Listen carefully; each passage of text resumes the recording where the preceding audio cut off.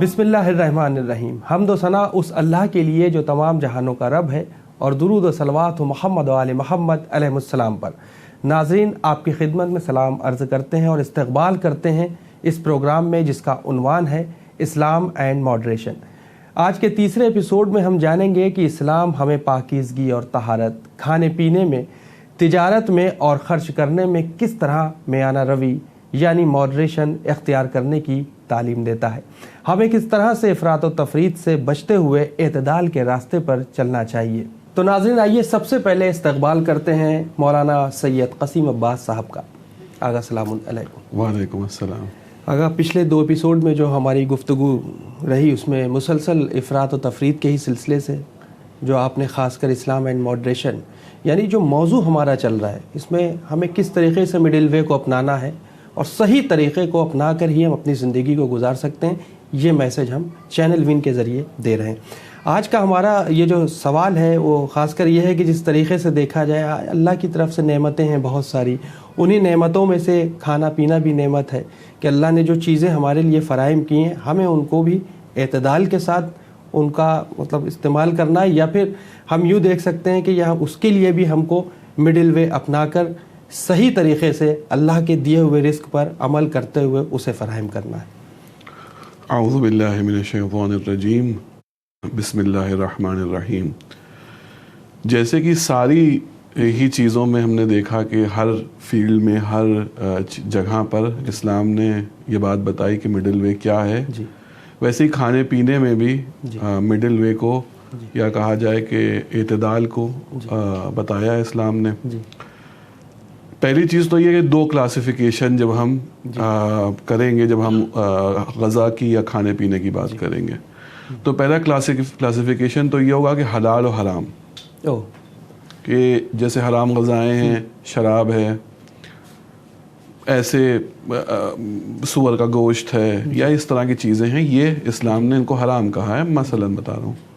उसी तरह जो हलाल चीज़ें हैं उनकी खाने की इजाज़त दी है, कि जैसे हर तरह के जूसेस हैं, हर तरह दूध है, दही, ये सब चीज़ें इंसान पी सकता है, और खाने में मुर्ग है, सब्जियां हैं, हर चीज़ है, ये हलाल चीज़ें ही खाई जा सकती हैं। दूसरी चीज़ जो क्लासिफिकेशन आता है वो पुरखुरी या ऐसी या एकदम ना खाना। अब इसमें असली जो एतदाल की हम बात करेंगे वो कुरान ने भी इसके अंदर एतदाल के लिए कहा है, और हमें आइम्मा की तरफ से भी इसमें एतदाल मिलता है। अच्छा, जैसे कुरान की आयत है, कुलू वशरबू वला तुसरिफू, खाओ पियो मगर इसराफ मत करो।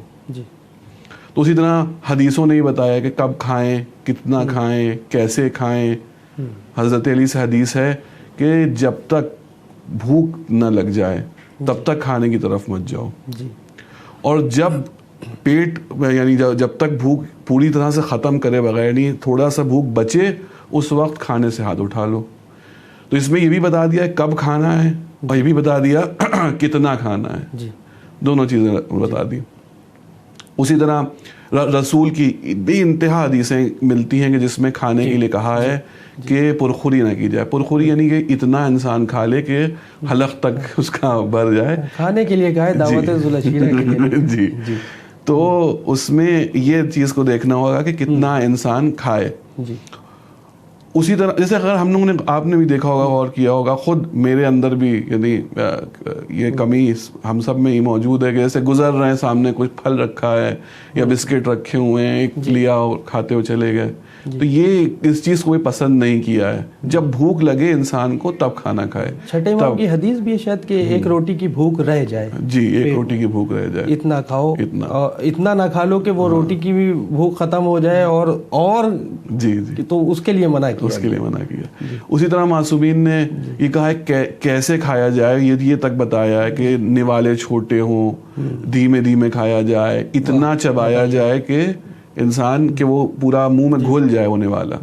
तो इस तरह अगर हम ग़ज़ा में देखेंगे तो हमको ये दिखाई देता है कि बहुत एतदाल और बहुत उसका भी तरीक़ा बताया गया है, और जैसे कहा कि इस्लाम मिडिल वे का मज़हब है, तो उसमें ये सब चीज़ें मौजूद हैं। बहुत अच्छी आपने बात कहेगा जिस तरीके से। अब या तो फिर इसमें ये भी तो एक रुकन आ सकता है कि खाना खाने से पहले ہمیں اگر ہم پاکیزگی یا عبادت کی بات کریں کہ ہمیں اس کا بھی کتنا خیال رکھنا ہے, اعتدال کے ساتھ کام لینا ہے, کیونکہ پاکیزگی کا بھی ایک بہت بڑا کردار ہے زندگی میں, کیونکہ جب تک انسان کا جسم پاک و پاکیزہ نہیں ہے تب تک ہماری روح پاک و پاکیزہ نہیں ہو سکتی.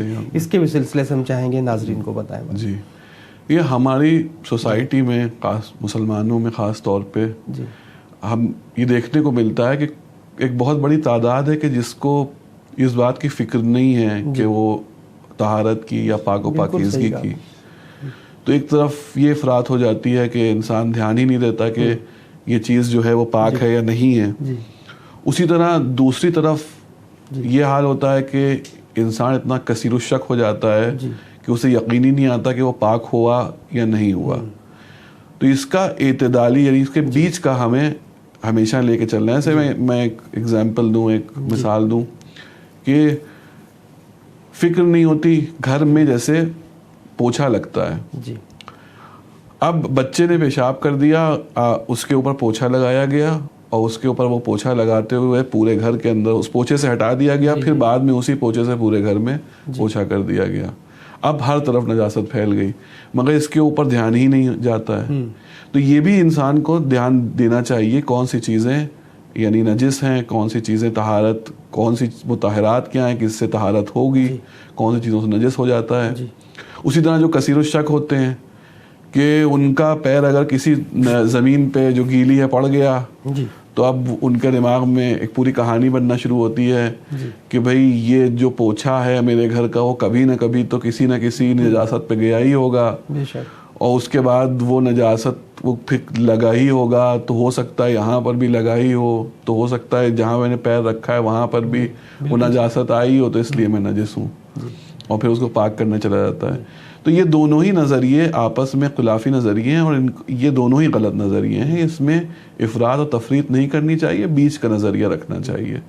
یہاں ایک کنہیں لوگوں کے قصے پتہ ہیں کہ ان کا اتنی سی انگلی جو تھی وہ نجس ہوتی تھی, وہ پورے بدن سے بعد میں نہاتے تھے کہ پہلے اتنا دھویا, شک ہوا شاید یہاں تک نجس ہو گیا ہے, پھر یہاں تک دھویا, پھر یہاں تک, کرتے کرتے پورا انسان اپنا جسم پاک کر رہا ہے.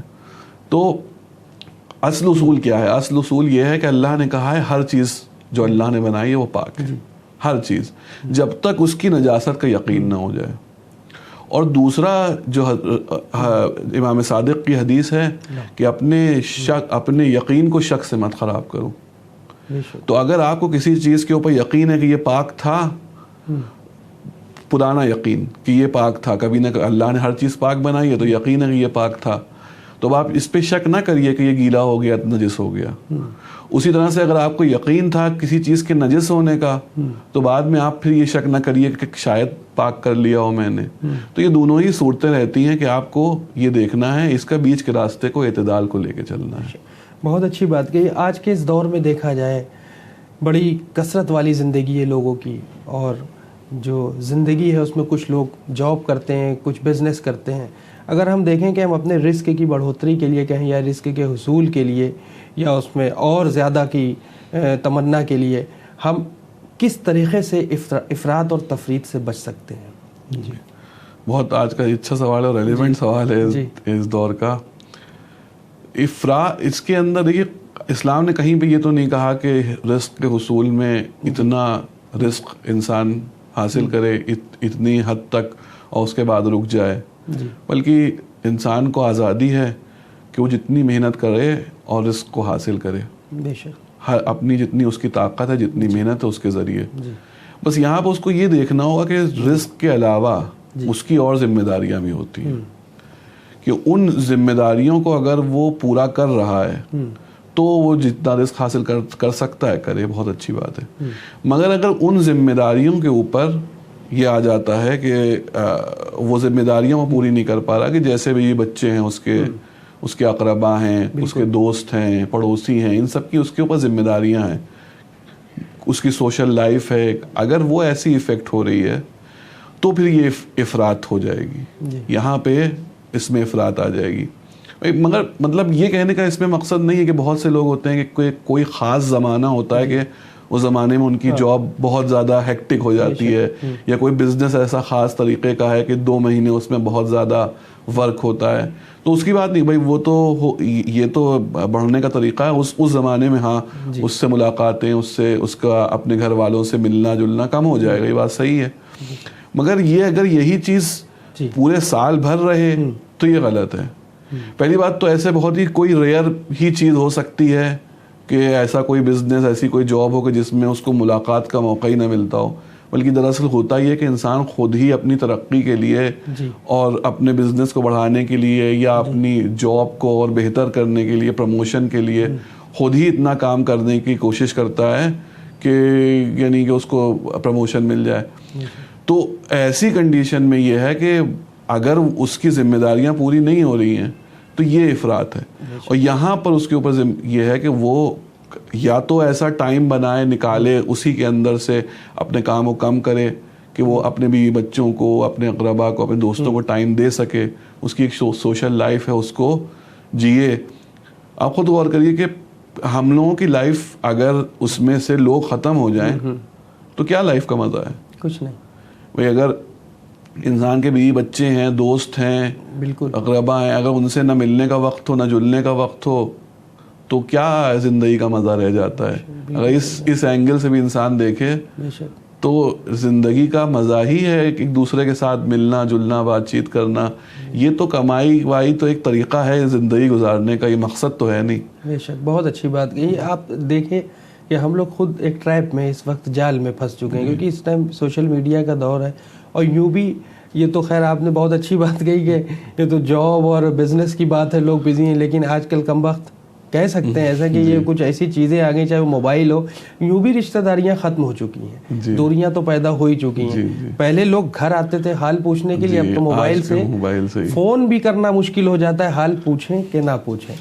اچھا, خرچ کرنے کی جہاں تک بات آتی ہے کہ آج کے اس دور میں دیکھا جائے بھائی پیسہ کمانا جتنا مشکل ہے اتنا ہی آسان خرچ کر دینا ہے. لیکن ہم ایسے کون سا ماڈریشن جو اس کے لیے استعمال کریں, بیچ کا راستہ, کہ اس کو اعتدال کے ساتھ ہم پیسے کو کس طرح سے خرچ کریں؟ خرچ کرنے میں پہلی چیز تو یہ ہے کہ آپ نے جو کمایا ہے اس کے اوپر 2 ٹیکسز ہیں کہ جو آپ کو دینا ضروری ہیں, اسلامی ٹیکسز. ایک زکوٰۃ, کہ اگر آپ نے اگر کھیتی کرتے ہیں تو اس میں کچھ کھیتی کی چیزوں کے اوپر ہے, یا جانور اگر آپ پالے ہوئے ہیں, یا سونے چاندی میں اور بھی چیزیں ہیں ان میں ڈیل کرتے ہیں, تو ان سب چیزوں پہ زکوٰۃ ہے, تو وہ آپ کو دینی ہے. اس کے بعد خمس ہے کہ جو سالانہ ایک بار دینا ہوتا ہے, کہ جو بچی ہوئی انکم ہے, جو ضروریات پہ خرچ ہونے والی انکم, یعنی لگژریز پہ نہیں, جو آپ کی صرف ضرورت ہے اس پہ خرچ ہونے والی انکم سے جو بچ جائے اس کے اوپر 1/5 خمس ہے. تو جب آپ خمس و زکوٰۃ ایک بار نکال دیتے ہیں تو اب آپ کے اوپر ہے کہ آپ اس پیسے کو کیسے خرچ کرتے ہیں, اب یہ آپ کے ہاتھ میں ہے. بس اس کے اندر 2 چیزوں کو اسلام نے پسند نہیں کیا ہے. ایک یہ کہ انسان کنجوسی کرے, اور ایک یہ کہ اسراف کرے. کنجوسی کیا ہے کہ یعنی ہمارا دل چاہ رہا ہے کہ آج ہم مرغ کھائیں اور ہم افورڈ بھی کر سکتے ہیں, ہمارے لیے کوئی بڑی چیز نہیں ہے, مگر کیونکہ پیسے خرچہ ہو جائیں گے ہم بیٹھے ہوئے نہیں ہوئے, ہم تو نہیں کھائیں گے. تو یہ کنجوسی میں آ جاتا ہے. اور اسراف یہ ہے کہ ہمیں 2 جوتوں کی ضرورت ہے کہ 2 جوڑی جوتے ہوں یا 3 جوڑی, اگر ہمیں شوق بھی ہے تو 4 جوڑی, مگر ایک بڑا سا کمرہ ہے جس کے اندر اوپر سے لے کے نیچے تک شیلف میں سب لگا پڑا جوتے لگے ہوئے ہیں صرف. صحیح کہا. تو یہ دونوں ہی جو صورتیں ہیں, یعنی اسراف اور کنجوسی. اسراف کے اوپر ایک جناب ابو ذر غفاری کا واقعہ بھی ہے کہ شام میں تھے, امیر شام ان کو بلاتا ہے, دعوت دیتا ہے جناب ابو ذر کو, اور اپنا ایک محل بنایا ہوتا ہے, دا گرین پیلس کر کے کچھ نام تھا, کو دکھاتا ہے کہ یہ دیکھیے میں نے کتنا خوبصورت کتنا اچھا بنایا ہے, آپ کی اس کے بارے میں کیا رائے ہے؟ تو وہ جواب دیتے ہیں اگر تم نے اپنے پیسے سے بنایا ہے تو اسراف ہے, اور اگر مسلمانوں کے پیسے سے بنایا ہے تو خیانت ہے. تو اس طرح سے مطلب اسلام نے یہ بھی بتا دیا ہے کہ اسراف کیا ہے اور کنجوسی کیا ہے. آپ دیکھ لیجئے عرب ممالک میں نے کافی ورثہ ہو گیا, ایک فوٹو دیکھی تھی کہ کوئی پرنس تھے, ان کا ٹوائلٹ سونے کا ٹوائلٹ تھا. بالکل صحیح کہا. ہمیں کتنا بھی پیسہ آدمی کے پاس آ جائے یہ اسراف کے ہی اس میں آئے گا کسی طرح سے. آپ بھائی یہ تو ہو سکتا ہے کہ ایک آدمی غریب ہے, ایک آدمی کے پاس پیسہ نہیں ہے, اور وہ جا رہا ہے کہ چاہتا ہے کہ جو اس وقت کا لیٹسٹ فون ہے کہ جو 1.5 لاکھ روپے کا ہے وہ خرید لے, تو یہ چیز اس کے لیے اسراف میں آ جائے گی. مگر ایک آدمی بزنس مین ہے اور اس کا کوئی اسٹیچر ہے, اگر وہ خرید رہا ہے اور اس کے لیے کوئی بات بھی نہیں خریدنا, تو اس کے لیے وہ اسراف میں نہیں آئے گا. مگر کوئی بھی طریقے سے آپ یہ نہیں دیکھ سکتے کہ وہ سونے کا ٹوائلٹ جو ہے, یا آپ نے دیکھا ہوگا کہ آج کی ایک سے ایک کاریں آتی ہیں, پیسہ ہے انسان خریدے, مگر اس کار کو پورے سونے کا بنوا لینا, اس پہ ہیرے لگوانا, یہ سب آج کل ہو رہا ہے. تو یہ سب چیزیں اسراف میں آتی ہیں. بہت اچھی بات ہے. اگر جس طریقے سے دیکھیں آج جو ہمارے لیے ضروری چیزوں جو مستحب ہو گئے, واجبات ہو گئے, یعنی مستحب جو چیزیں ہیں یا مستحب جو اعمال ہیں اس کے پیچھے بہت زیادہ بھیڑ ہے, لیکن جو واجبات ہے اس سے دور بھاگتے ہیں. تو ہم چاہیں گے اس پر بھی تھوڑی سی آپ روشنی ڈالیں. اس میں اگر آپ دیکھیں, یہ بات آپ نے صحیح کہی کہ کچھ لوگ جو ہیں وہ یعنی مستحب چیزوں کی طرف بہت بھاگتے ہیں اور واجبات کو چھوڑ دیتے ہیں, اور کچھ ایسے بھی ہیں کہ جو صرف واجب کو کرنے کے بعد اگر وقت ہے بھی تو مستحب کر بھی سکتے ہیں, تو اس کی طرف نہیں جاتے. اب یہ تو نہیں کہوں گا کہ جو مستحب نہیں کر رہے وہ غلط کر رہے ہیں, کیونکہ یہ تو نہیں کہا, کیونکہ جو واجب چیز ہے جب انسان نے کر لی تو اس کی واجب کے ساتھ مستحب. جی, تو جو لوگ مستحب کر دیا, جیسے آج ہم نے دیکھا کہ مجلس جانا مستحب ہے, ماتم کرنا مستحب ہے, یہ سب مستحب کام ہے. اس کے اوپر بہت زیادہ دھیان ہے, اور نماز کے اوپر اگر چھوٹ جائے تو کوئی بات نہیں. تو یہ چیز جہاں تک ہے کہ صحیح نہیں ہے. یہ سیرت انبیاء میں ہمیں دیکھنے کو ملتا ہے کہ آپ چاہے آپ رسول کی زندگی دیکھیں, چاہے اماموں کی زندگی دیکھیں, آخر وقت تک انہوں نے شریعت کے دامن کو نہیں چھوڑا. یعنی نماز کو نہیں چھوڑا, روزے کو نہیں چھوڑا. اور کل کی جو ایپیسوڈ تھا اس میں شاید میں نے ایک بار یہ بات کہی بھی تھی کہ امام صادق نے کہا ہے کہ جس نے نماز کو چھوڑا اس کو ہماری شفاعت نہیں مل سکتی. کہا تھا جی, تو واجبات کو کرنا تو ضروری ہے, اس کے بغیر مستحبات کی کوئی حیثیت ہی نہیں ہے. واجبات کو ضروری ہے کرنا ہمارے لیے. اب اس کے بعد یہ آتا ہے کہ جو انسان واجبات ادا کر رہا ہے اور اس کے پاس وقت بھی, کبھی کبھی ایسا بھی ہوتا ہے کہ ایک انسان کے پاس وقت نہیں, بھئی وہ جاب کر رہا ہے, صبح جاتا ہے, دن میں اس کے پاس بس اتنا ہی وقت ہے کہ وہ نماز ظہر اور عصر پڑھ لے, اس کے بعد اس پاس وقت نہیں ہے کہ وہ کچھ اور کرے. شام میں آتا ہے تھکا ہوا بہت شدید, مغرب عشاء پڑھ کے سو جاتا ہے. تو اس کی زندگی میں تو یہ بات سمجھ میں آتی ہے, مگر بہت سے لوگ ہیں کہ جو صرف واجب کو ادا کرتے ہیں اور اس کے بعد مستحب کی طرف نہیں جاتے. غلط بات نہیں ہے پھر کہہ دوں, مگر یہ بہتر سمجھا گیا ہے, یہ سیرت ہمارے انبیاء, ہمارے ائمہ کی دیکھی گئی ہے, معصومین کی دیکھی گئی ہے کہ انہوں نے جب واجبات کے بعد مستحبات کے بعد بہت یعنی زور دیا. رسول رات بھر یعنی عبادت کرتے تھے, یہاں تک کہ قرآن نے کہا ہے کہ اب عبادت کو کم کر دیجئے.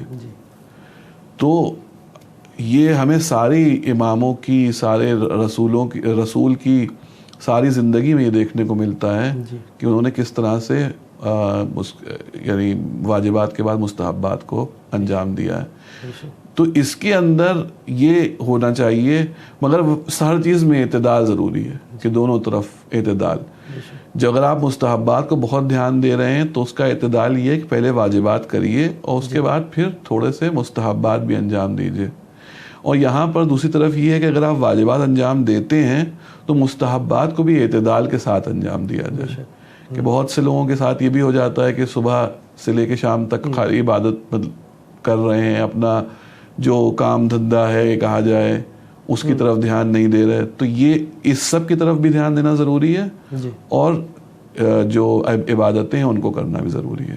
یعنی مقصد کہنے کا یوں ہے کہ ہم واجبات کے ساتھ ساتھ مستحبات کو بھی دھیان میں رکھیں, اور ہمیں کس طریقے سے افراط و تفریط سے بھی بچنا ہے, خاص کر ان چیزوں کو لے کے.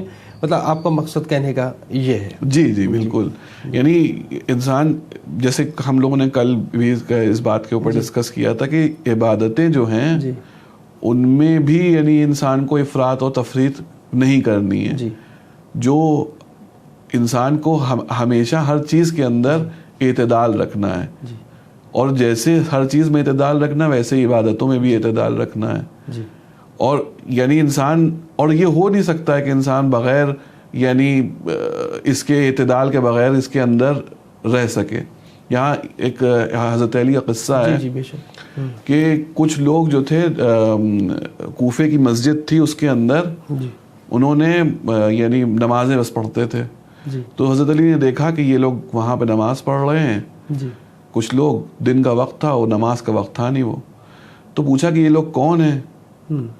تو انہوں نے کہا کہ یہ اہل حق ہیں. اچھا. تو انہوں نے کہا یہ اہل حق کیا چیز ہوتی ہے؟ تو بتایا کہ یہ ایسے لوگ ہیں کہ جو صبح و شام بس عبادتیں کرتے ہیں اور اس کے علاوہ یہ لوگ کچھ نہیں کرتے. تو پوچھا کھانے پینے کا ان کا انتظام کہاں سے ہوتا ہے؟ تو بتایا کہ کھانے پینے کا ان کا انتظام جو ہوتا ہے وہ جو کوفے کے لوگ ہیں جو کچھ ہوتا ہے وہ لا کر کے اگر دے دیتے ہیں تو کھا لیتے ہیں، نہیں دیتے تو ایسے ہی رہتے ہیں، صبر کرتے ہیں. تو امام فرماتے ہیں کہ یہ کوفے کے بازار کتوں سے بدتر ہیں کہ کم سے کم وہ اپنے رزق کے لیے دوڑ بھاگ کرتے ہیں. تو عبادت جو ہے اس کی بھی ہر چیز کی جیسے لمٹ ہے، اس کی بھی لمٹ ہے. ہر چیز میں اعتدال ہے تو اس کے اندر بھی اعتدال ہونا ضروری ہے. بے شک. یعنی عبادت کے ساتھ ساتھ عبادت یہ بھی ہے کہ اپنے گھر کا خیال رکھو. جی بالکل. بچوں کا خیال، یہ بھی عبادت. جی بالکل بالکل، یہ عبادت ہے. رسول کے دور کا قصہ ہے کہ ایک شخص جو تھا وہ رسول کے پاس، ایک شخص جا رہا تھا، جوان شخص تھا، وہ جا رہا تھا کہ صحابی رسول نے کہا کہ یہ کتنا بدقسمت ہے کہ یہ عبادتیں نہیں کر رہا. تو رسول نے پوچھا کہ یہ کیا واجبات اپنے ہی ادا کرتا ہے؟ تو کہا کہ ہاں دیکھا تو گیا ہے کہ یہ واجب نمازوں کے وقت آتا ہے. تو رسول کہتے ہیں کہ اس کا ہر قدم عبادت ہے. جب اپنے گھر والوں کی روزی روٹی کے لیے نکلتا ہے تو اس کا ہر قدم عبادت ہے. جزاک اللہ. یعنی کل ملا کے یہ ہے کہ ہم اپنی عبادتوں کے ساتھ ساتھ نماز، روزہ، حج، زکوٰۃ، خمس، جتنی بھی اللہ نے عبادتیں بتائی ہیں خاص کر ان کے ساتھ ساتھ ہمارا عبادت سونا بھی شمار ہو جاتا ہے کہ ہمیں کتنا سونا ہے یا کتنا کھانا ہے یا کتنا بھی بچوں کا خیال رکھنا ہے، ایجوکیشن میں کتنا خرچ، یہ ساری عبادتوں میں مقصد کہنے کا یہ آ جاتا ہے. تو ناظرین یہ ایپیسوڈ ہم یہیں پر ختم کرنا چاہیں گے. اگلے ایپیسوڈ میں بھی ہم مزید سوالات لے کر حاضر ہوں گے جس میں اپنے اسی موضوع پر یعنی اسلام اور ماڈریشن کے حوالے سے گفتگو کا سلسلہ آگے بڑھائیں گے. آپ سے گزارش ہے کہ آپ اپنا فیڈ بیک ہمیں winislam@gmail.com پر ضرور سینڈ کریں اور دیکھتے رہیں چینل ون. شکریہ. خدا حافظ.